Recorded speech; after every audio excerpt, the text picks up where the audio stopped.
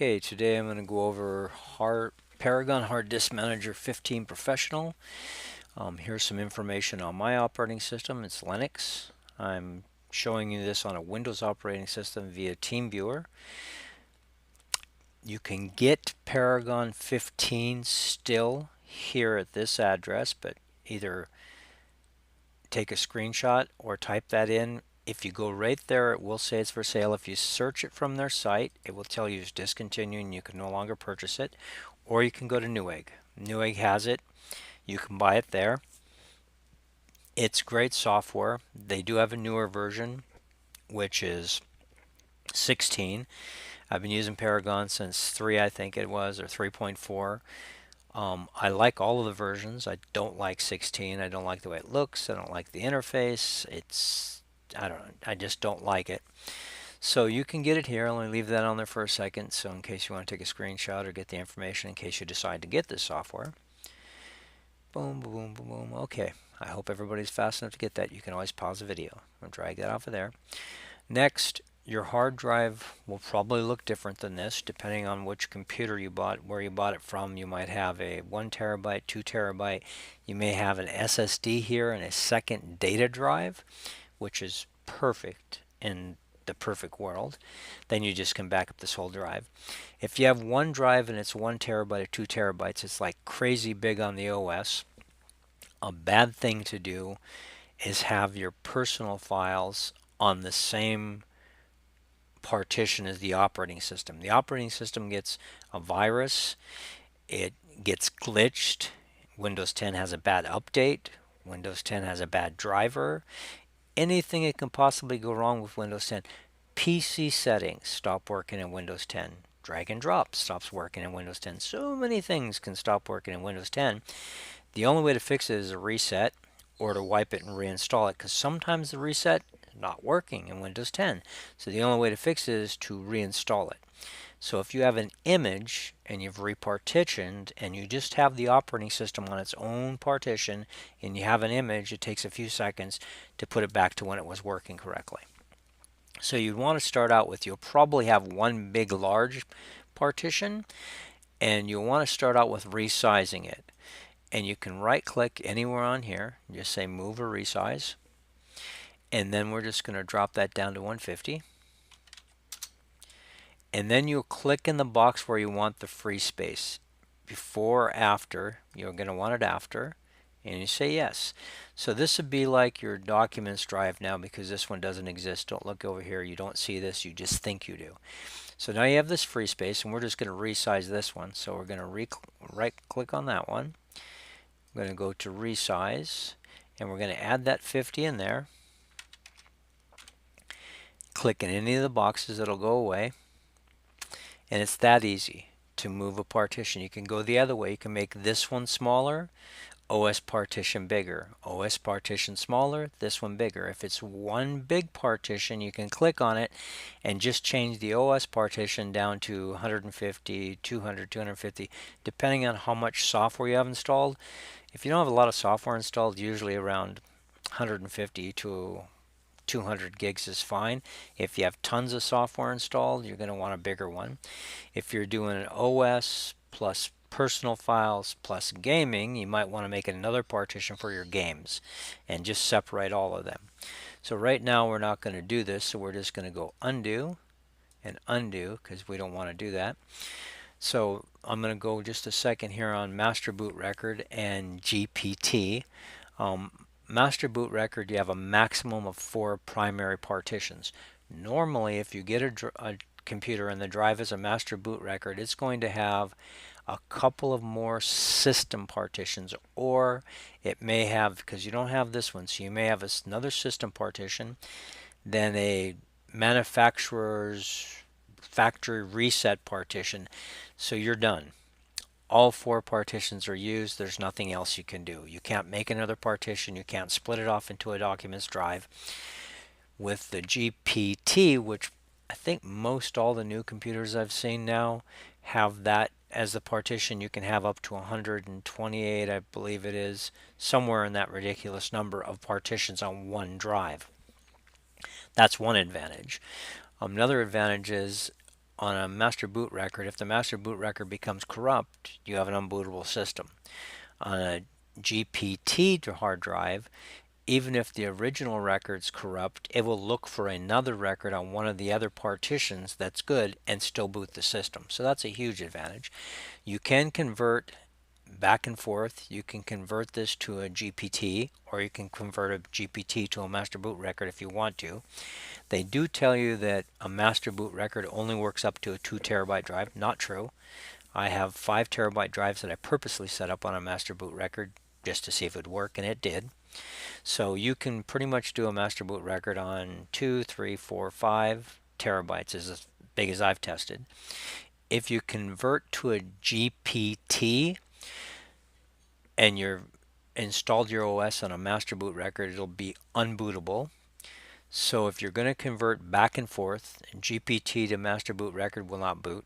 Master boot record to GPT will not boot. But you can convert it, and you can't restore an image. An image won't work either. It's made on it. The image will only work on the type of boot record it had when you made the image. But what you can do is you can delete the Windows partition. You can delete any of the system partitions. You might want to keep the factory reset partition, and then you can convert it to a GPT, and then you have to reinstall Windows. If you have Windows 10, you might want to reinstall Windows 7 and get a little upgrade in there. Okay, just kidding. But that's the only way you can convert it to back and forth, changing the boot record from a master boot record to a GPT. Is you have to reinstall the operating system. So then we don't really want to do that. And I'm going to just give a shout out for Windows 10. Yes, it is bad. If you're using Windows 10, please download this. On this, you can at least get the system semi-usable. I'm not going to ever call Windows 10 usable, but with this you can turn off a lot of things. You can disable the power throttling. You can put the drive letters back in front of the file name instead of on the back of the file name.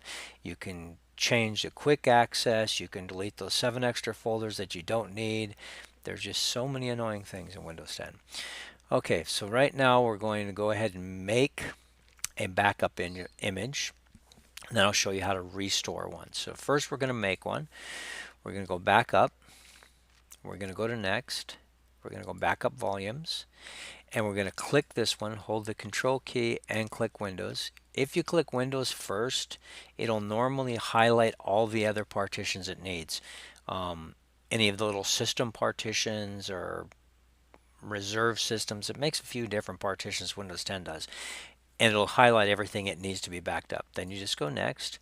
Then you select a place to back it up, and I'm just going to go right here to the restore images on the same partition. We're going to put it right there. And backing up an image of a hard drive on a hard drive is not the best case scenario for backing up a hard drive, because if the hard drive fails, you're pretty much out of luck. Backing up to a network drive someplace, or backing up to an external drive, or backing up to a second hard drive, those are the best things to do. All of those work. Backing up to a network, which I normally do, is great. Restoring from a network, not so much, because you got to make sure you're logged off that network everywhere. It'll show duplicate logins and it won't work.